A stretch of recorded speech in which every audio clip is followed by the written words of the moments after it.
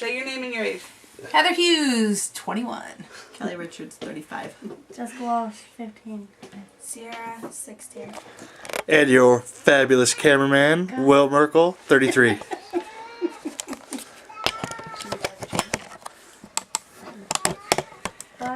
Okay, so there we were sitting on the couch, the kids and I, waiting for Will to get home. We had a surprise for him, and so we were trying our hardest not to laugh and giggle as we heard him pull up and walk through the door. We had hoped that this would be something that that our family would laugh about for years to come. Today we're going to explore the history and the origin of April Fool's Day. For some of you that may know a little bit about April Fool's Day, you may not know the origin of it and how it started. So in that case, I'm here to tell you a little bit more about it. For those of you that already know a lot about it, maybe I'll just give you some ideas on what to do to your friends and family next year. Ever since I was a little girl, I've always wanted to be the queen of pranks. I always can think of really good pranks in my head, but when it came to actually pulling it through, I sucked. I could never pull it through. I would always laugh or smile and totally give it away. I've researched a couple websites and found some really good information about April Fool's Day, and I hope it will help us all understand it a little bit better.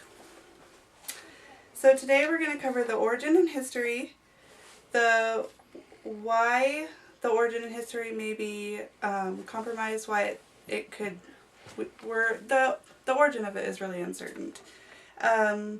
Then we'll go over some jokes that have been played on by the media, and then I will also cover some examples or tips for next year. So, according to NationalGeographic.com, Alex Busey, I believe is how you say his name, is the curator of the Museum of Hoaxes in San Diego, California.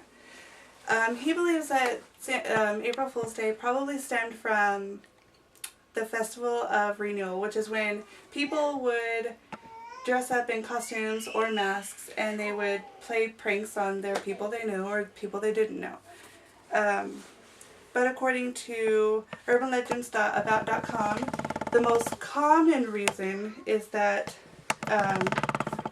or the most popular theory is that France had to change its calendar in 1582. So instead of starting the new year in March and April, they were going to start their new year in January like everybody else. Well, because word of mouth traveled so slowly back then, there were still rural towns, small towns that didn't hear the word of mouth, so they were still celebrating the new year in the beginning of April. Well, these people became known as the April Fools, and the passerbyers would make fun of them and play jokes on them because they were still in olden times playing jokes or celebrating in April instead of in January. So here is my first visual. This is probably a typical prank that was played back in the 1500s. It's some boys, and they've tied a kite to this old man's hair.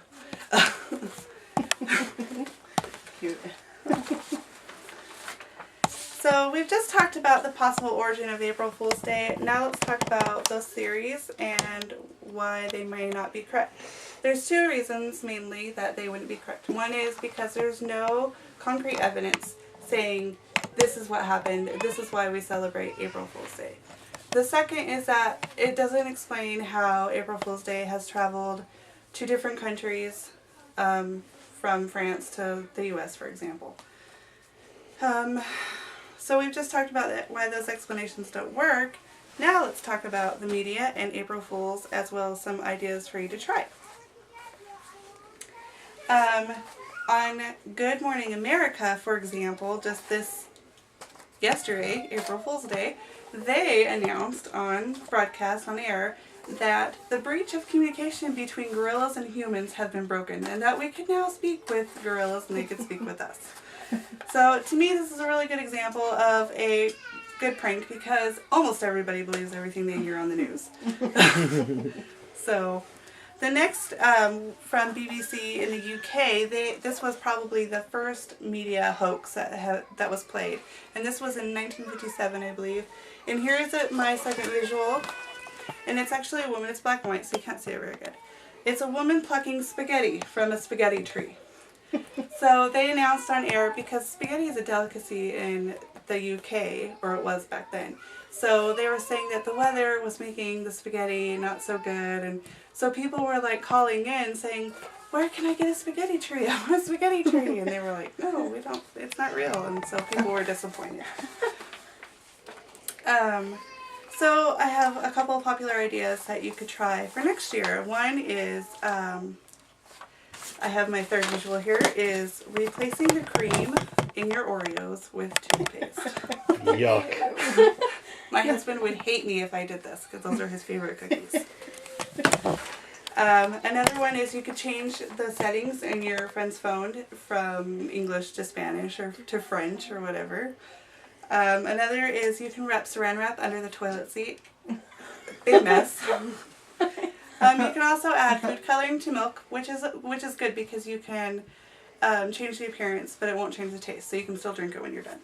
Another one is if your fridge will allow it, you can actually switch the handle on your fridge to the other side so that your friends are trying to pull the fridge open, but it won't open on that side.